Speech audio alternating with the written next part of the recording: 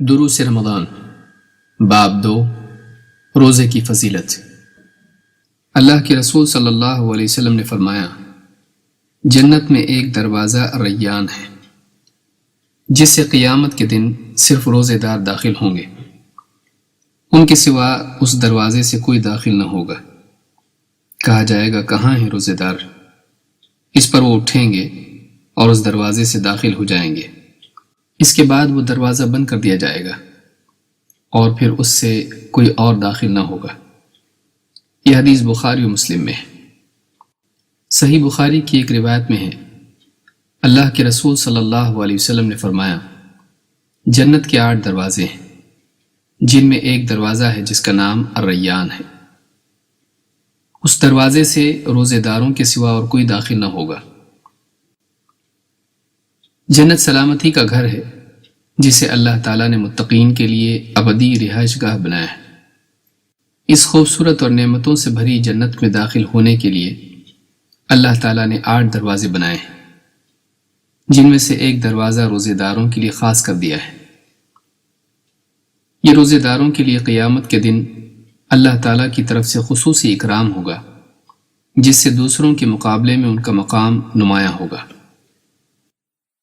الریان کے معنی سیراب کے ہیں جو عطشان پیاسا کی ضد ہے۔ چونکہ روزے داروں نے دنیا میں اللہ کی خاطر بھوک پیاس کی تکلیف برداشت کی، لہذا آخرت میں انہیں ایک ایسے دروازے سے جنت میں داخل کیا جائے گا جس کا نام ہی الریان یعنی سیرابی ہے۔ یہ روزے داروں کے لیے اللہ کی طرف سے ایک خاموش اعلان ہوگا کہ اب نعمتوں سے محرومی نہیں، اب چاہتوں کی قربانی نہیں، اب بھوک پیاس نہیں، بلکہ اب ہمیشہ کے لیے سیرابی ہے۔ ابو ہریرہ رضی اللہ تعالیٰ عنہ سے روایت ہے کہ اللہ کے رسول صلی اللہ علیہ وسلم نے فرمایا، جو شخص اللہ کی راہ میں 2 چیزیں خرچ کرے اسے جنت کے دروازوں سے آواز دی جائے گی، اے اللہ کے بندے، یہ دروازہ بہت خوب ہے۔ تو جو شخص نماز والوں میں سے ہوگا اسے باب الصلاح سے پکارا جائے گا، اور جو اہل جہاد میں سے ہوگا اسے باب الجہاد سے پکارا جائے گا، اور جو اہل صدقہ میں سے ہوگا اسے باب الصدقہ سے پکارا جائے گا۔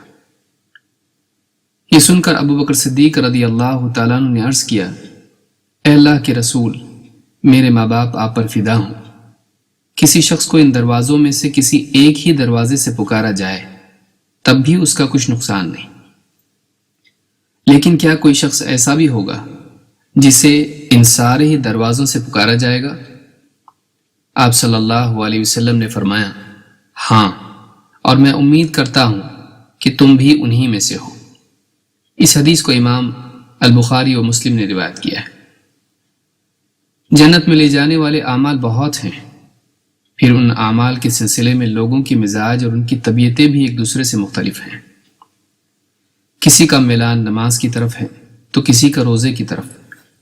کوئی دین کی خاطر اپنا مال لٹاتا ہے تو کوئی اللہ کی خاطر اپنی جان بھی نچھاور کرنے کے لیے تیار رہتا ہے۔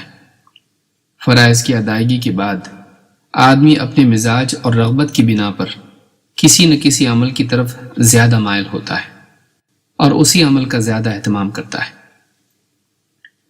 اس حدیث سے معلوم ہوتا ہے کہ جس شخص کی زندگی میں فرائض کے اہتمام کے بعد جس عمل کی کثرت ہوگی اسے اس دروازے سے پکارا جائے گا، کوئی باب الصلاح سے، کوئی باب الریان سے، کوئی باب الصدقہ سے، تو کوئی باب الجہاد سے۔ بعض بندے ایسے بھی ہوں گے جنہوں نے کسی ایک نیکی پر تکیہ کرنے کی بجائے ہر نوع کے عمل سے اپنے اوقات کو بھر دیا ہوگا۔ ایسے لوگ بہت کم ہوں گے، لیکن یہی وہ خوش نصیب ہوں گے جنہیں جنت کے تمام دروازوں سے پکارا جائے گا۔ وہ جس دروازے سے چاہیں گے جنت میں داخل ہو جائیں گے۔